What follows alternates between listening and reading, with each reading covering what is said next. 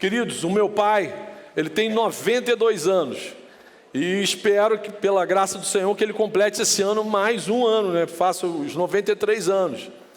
E desde a minha infância, eu sempre lembro do meu pai trabalhando, mexendo com árvore frutífera. Ele se amarra em mexer com árvore frutífera. Me deu uma muda de figueira. Estou com uma figueira top lá em casa, já dando figo, a fruta que Jesus gostava de comer, né? Fruta gospel. Meu pai se amarra em cuidar de árvores frutíferas. No quintal dele, que é pequeno, ele tem um pé de acerola, jabuticaba, romã, jambo, cajá, figo e uma fruta estranha que parece até de outro planeta, tal de noni. Fruta horrível, parece um ET pendurado numa árvore, né? Tem gente que gosta, meu não. E aí ele cuida tão bem dessas árvores que dão de fato muitos frutos. E o consumo interno não dá conta de tanta fruta que dá nessas árvores.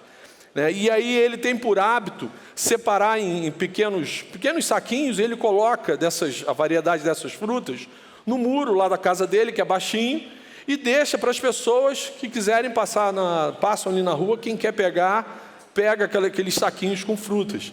Ou seja, meu pai abençoa pessoas que ele nem conhece com o resultado, com o fruto dessas árvores. E aí, diante de tudo que Deus falou com a gente lá no retiro, falou com a minha vida, eu fiquei imaginando o que frutos espirituais podem fazer na vida de outras pessoas. O que a produção de frutos espirituais na vida da gente pode produzir de bênção, pode gerar de bênção na vida das outras pessoas. Essa imagem do meu pai distribuindo frutos para diversas pessoas me fez lembrar isso. Exatamente, Deus nos falou, nos abençoou, nos concedeu diversas revelações lá no retiro, justamente para a gente produzir fruto, para a gente glorificar o nome dEle e para a gente abençoar outras pessoas. Você já pensou nisso? Deus tem cuidado e trabalhado nas nossas vidas para a gente ser bênção para quem está perto da gente.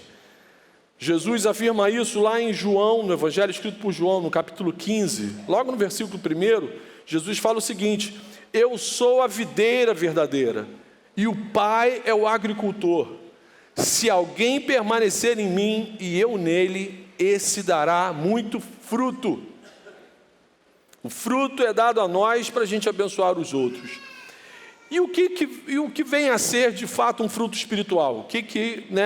De uma forma assim muito genérica, mas agora eu quero ser bem específico. O que é esse fruto que Jesus fala, que outros membros da Bíblia falam? Onde que está isso na Bíblia? Está lá no texto de Gálatas 5, que eu pedi para você abrir a sua Bíblia. Gálatas 5, versículo 22 e 23. Vamos ler?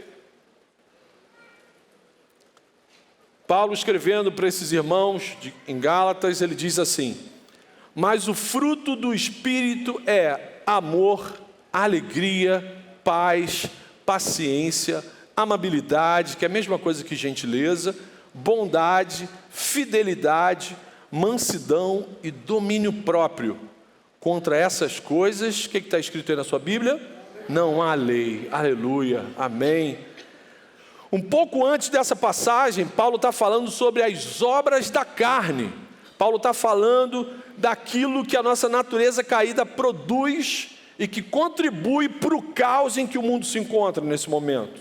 Paulo está falando sobre obra, sobre um negócio que dá trabalho, que você tem que fazer esforço para concretizar.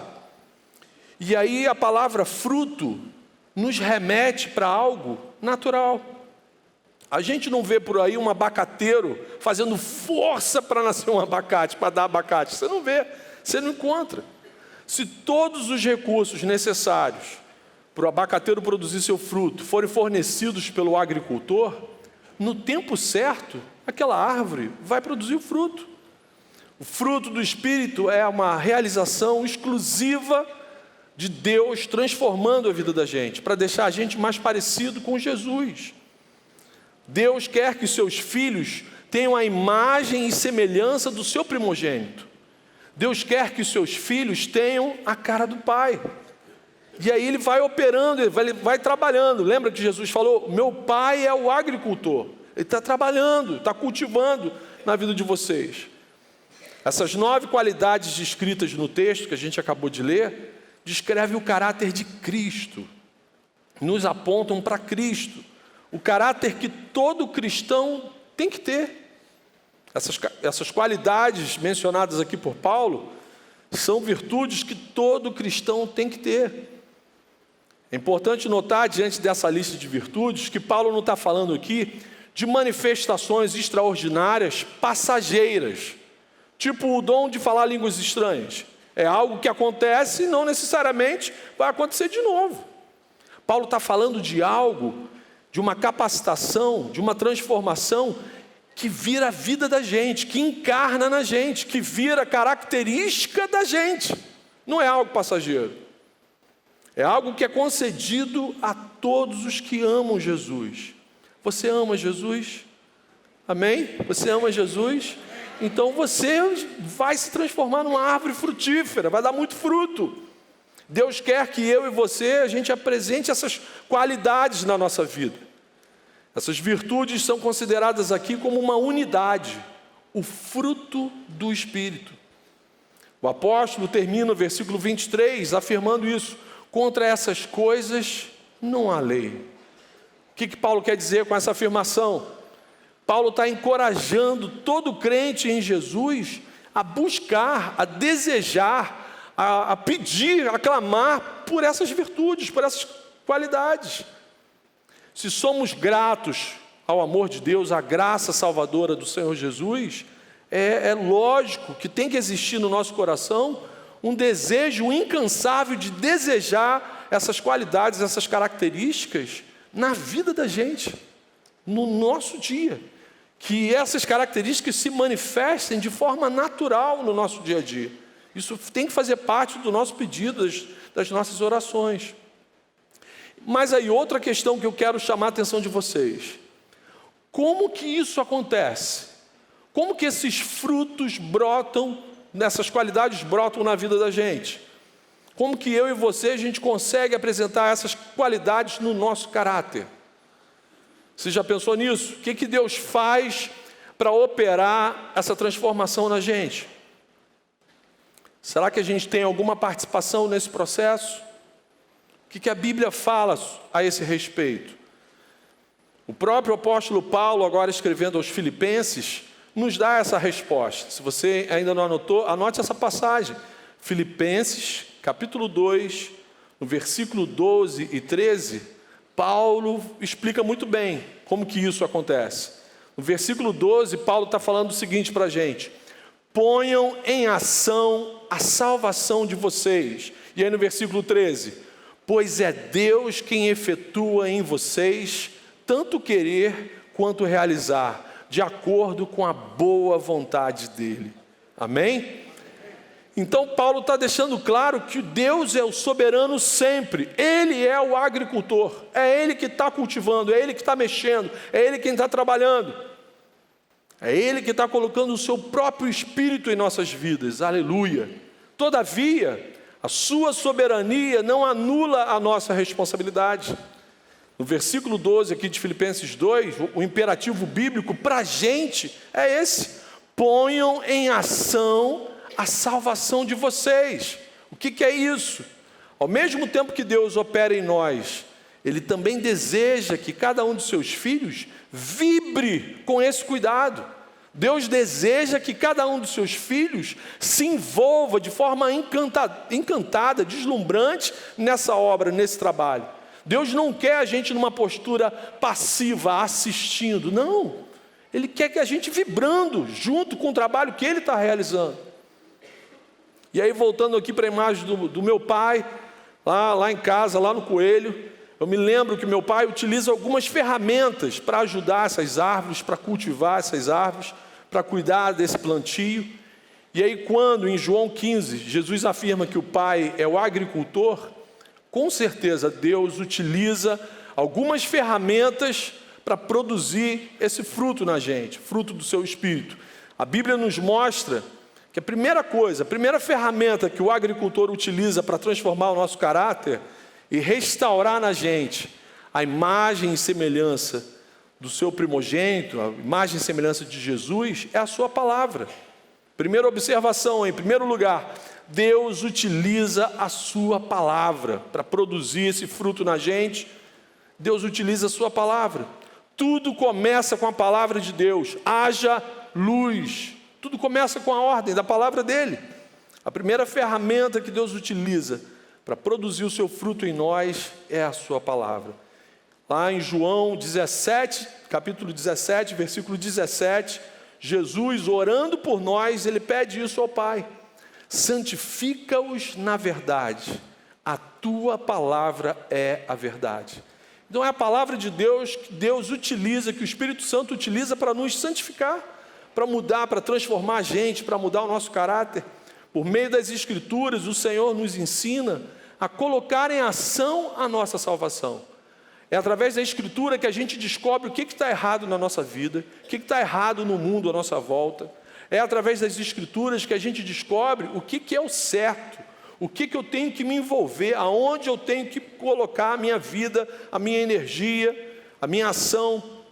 Por meio das Escrituras, o Senhor transforma a nossa forma de ver e de viver a vida.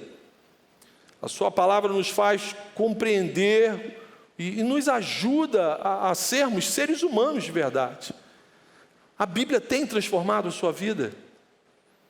O contato com a palavra de Deus tem mudado a sua forma de enxergar, de reagir nesse mundo. Eu tenho certeza que os irmãos que leem a palavra, principalmente esses irmãos que terminaram agora a leitura bíblica, jamais serão os mesmos. Amém? Eu tenho certeza que essa exposição que hoje, nesse momento, a gente está tendo aqui da palavra de Deus, isso transforma a vida da gente. Santifica-os na verdade. A tua palavra é a verdade. Você que já caminha com Jesus há algum tempo, você consegue enxergar mudanças concretas na sua vida? Por causa do contato com a palavra de Deus, por causa daquilo que você já conhece da palavra de Deus? Isso não é maravilhoso? Quando a gente se assusta com a mudança de comportamento na vida da gente. E melhor ainda, as pessoas que vivem com você, principalmente as que vivem dentro da sua casa, elas dão testemunho de alguma mudança na sua vida?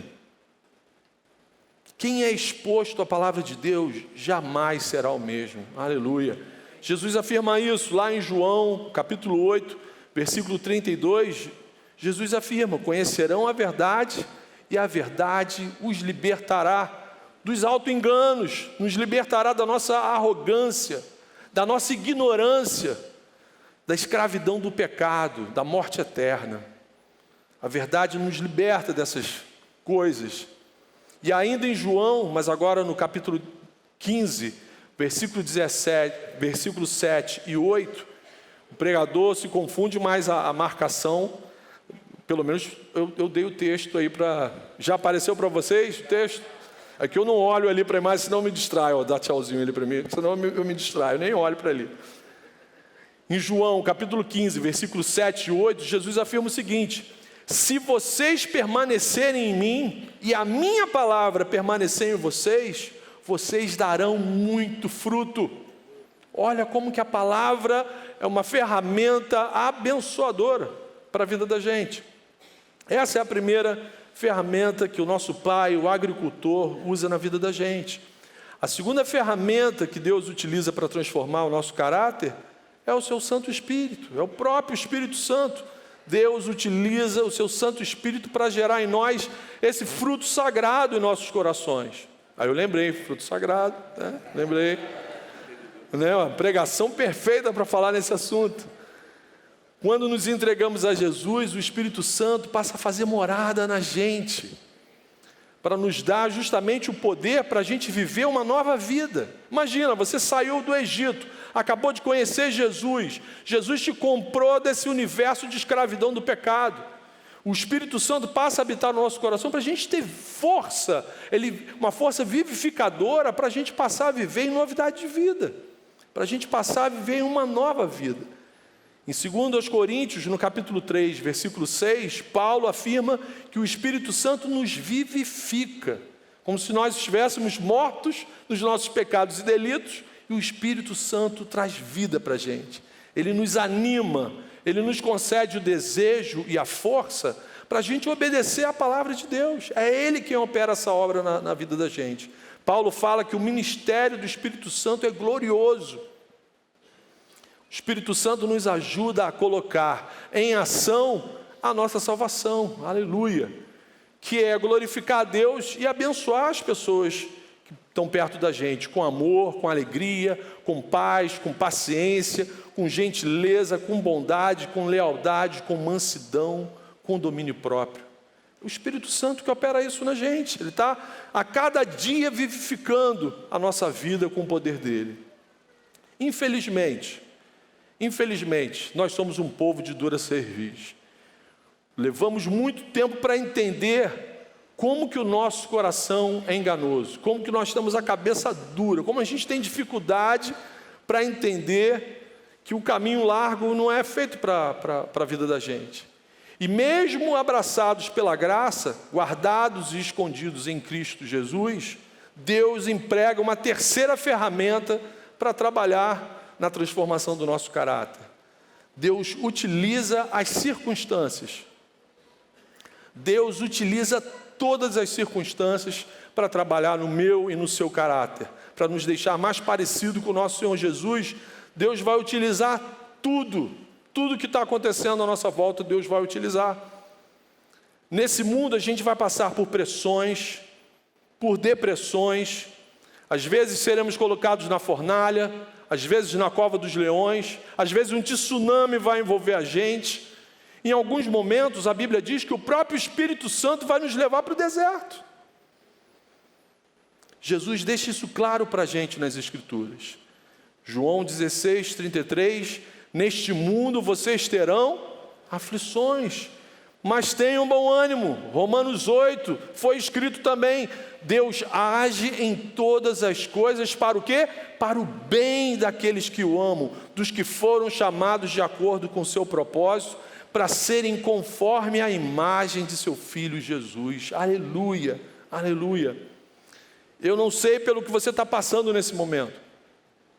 Eu não sei quais são os desertos que você está atravessando, os leões que você está enfrentando, ou as tempestades que estão tentando te afogar, mas eu sei, o que a palavra me garante, é que se você ama Jesus, tudo isso que você está passando agora, Deus está usando para o seu bem, amém? Para te deixar ainda mais parecido com Jesus Cristo.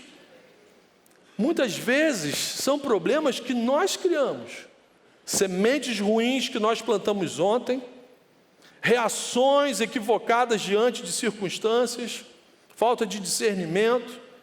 Mas o interessante, o que está registrado na palavra de Deus é que Deus age em todas as coisas para o bem daqueles que o amam. Aleluia, aleluia. Seja confortado por essa palavra, em nome de Jesus, amém? Seja consolado pelo Senhor nesse momento. E qual é a nossa participação nesse processo? Lembra que eu falei lá em Filipenses 2, versículo 12? O que significa colocar em ação a nossa salvação? Primeira aplicação, vamos à parte prática aqui da nossa reflexão. Deixem-se encher pelo Espírito. Se é o fruto do Espírito que a gente deseja, que a gente está clamando, que a gente está orando, deixem-se encher pelo Espírito. Deus espera que nós, que fomos alcançados por Jesus Cristo, que a gente viva cheio da presença dEle, amém? Efésios 5, 18 e 19, está escrito isso. Deixem-se encher pelo Espírito. Como, apóstolo Paulo? Como é que eu faço isso? Falando entre si com salmos, hinos e cânticos espirituais, cantando e louvando de coração ao Senhor. Aleluia! Vocês vão usar a palavra de Deus, vocês vão usar a comunhão, a adoração, o louvor, expressar a gratidão ao Senhor através de cânticos. Isso vai encher vocês com o Espírito Santo. Aleluia! Deus espera que a nossa forma de pensar, que a nossa forma de nos relacionarmos com Ele e uns com os outros, seja pautada na palavra dEle, na vontade dEle revelada nas Escrituras. O Espírito Santo vai usar a palavra para nos santificar, para nos encher da presença dEle. Colossenses 3, versículo 16, Paulo reforça isso. habite ricamente em vocês a palavra de Cristo. Habite ricamente, não é pouco não, é muito. Habite ricamente em vocês a palavra de Cristo. Sejam cheios da palavra de Cristo. É ela que vai nos ensinar a maneira correta de viver, de pensar. Citando Jesus mais uma vez, lá em João, no capítulo 15, quando ele fala: eu sou a videira, vocês são os ramos.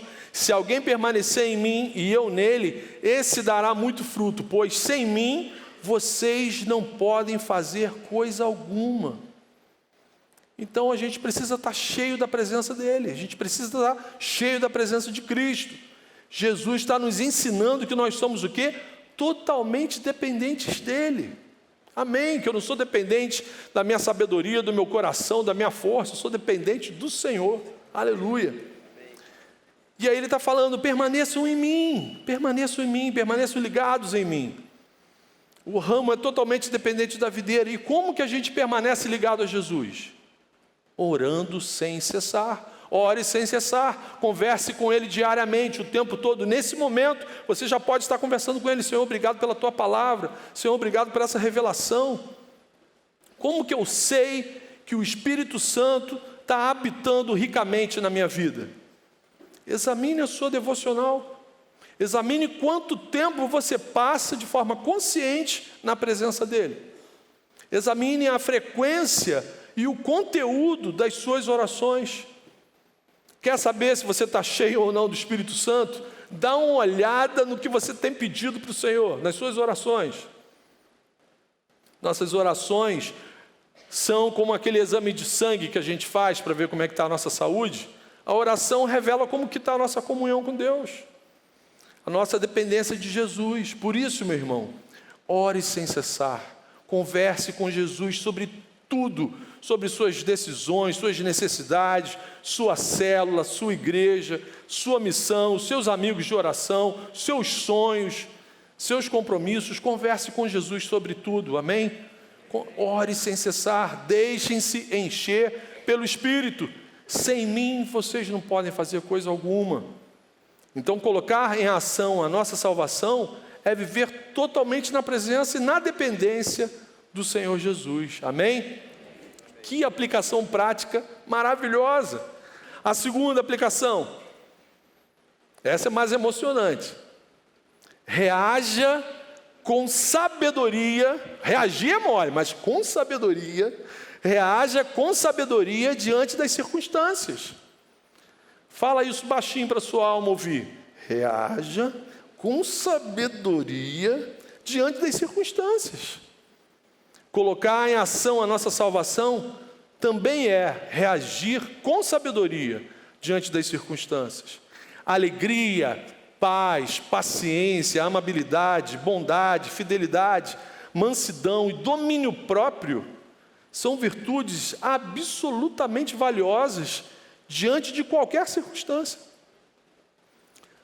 A gente não tem o controle sobre as circunstâncias, não é verdade? A gente não tem o controle sobre o que aconteceu hoje, do que está acontecendo agora, do que ainda pode acontecer até a gente ir dormir. A gente não tem controle. Mas a gente pode controlar a nossa reação diante de qualquer situação. Lembram da história de José, filho de Jacó? Foi traído pelos irmãos. Os irmãos ainda pensaram em matar ele, jogar ele no poço. Não, vamos vender. A gente ainda consegue um cascalho vendendo ele. José foi vendido pelos irmãos. Ele não murmurou, ele não se desesperou, não amaldiçoou ninguém, não mudou de igreja, não falou mal do pastor. Ele simplesmente viveu na dependência do Senhor. Ele reagiu com sabedoria diante das circunstâncias.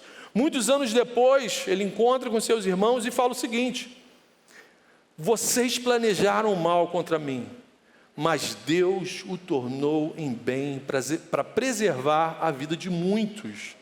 Aleluia, aleluia. Reaja com sabedoria, meus irmãos. Igreja querida, diante de qualquer circunstância, reaja com sabedoria. Pensa antes de fazer qualquer coisa. Eu sou filho de Deus, estou ligado na videira verdadeira, eu permaneço ligado em Jesus. Senhor, bota um guarda na minha boca, não deixa eu falar coisa que Jesus não falaria. Senhor, não deixa eu reagir da forma como... É melhor ter uma crise de esquizofrenia gospel, mas reagir com sabedoria, do que você depois se arrepender do que falou, do que fez, do que digitou, do que enviou. Deus já nos falou que Ele vai usar todas as coisas para o quê? Para o nosso bem. Então qualquer circunstância, qualquer situação que se depare diante da gente, você tem que lembrar disso.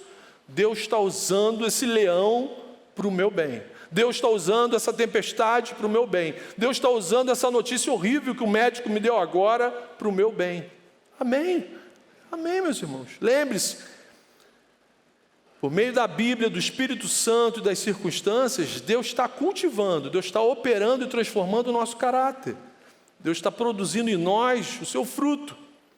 Principalmente quando Ele nos faz enfrentar situações de pessoas com qualidades totalmente opostas às de Jesus. Amar gente que parece com Jesus é bênção. É fácil demonstrar alegria, amor, gentileza, mansidão com pessoas amáveis, com pessoas que já são mansas. Mas para nos ensinar o que é amor de verdade, para ensinar a gente a ficar parecido com Jesus, Deus vai nos cercar de algumas pessoas nada amáveis.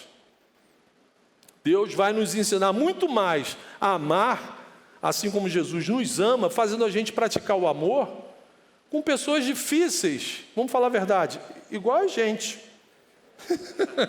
Né? Se você se olhar no espelho, você vai ver que mala que você é. Né? Eu falo por mim. Né? É pesada essa mala, hein? Ele vai fazer a gente praticar o amor, a gente amar o próximo, assim como Jesus ama a gente, colocando a gente em situações emocionantes. O mesmo acontece com a paz. Quando está tudo bem, quando está tudo funcionando, quando está tudo fluindo, até ateu apresenta paz, mansidão, domínio próprio, gentileza. Quando tudo está bem, qualquer pessoa parece ter domínio próprio. Mas Deus quer ver a gente na paz. Deus quer ver a gente sendo gentil, com domínio próprio, diante da criança chorando, telefone tocando, vizinho gritando, dólar subindo, bolsa caindo, meu Deus! O agricultor celestial trabalha no nosso caráter, ensinando a gente a ter paz em situações assim, em meio ao caos. A gente anda sobre o mar, amém? Permaneçam em mim, e eu vou permanecer em vocês.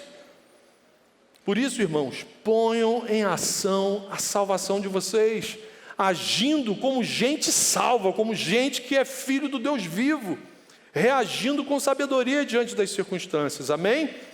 E por fim, em terceiro lugar, seja paciente, seja paciente.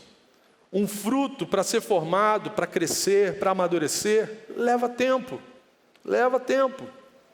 Não existe crescimento espiritual instantâneo.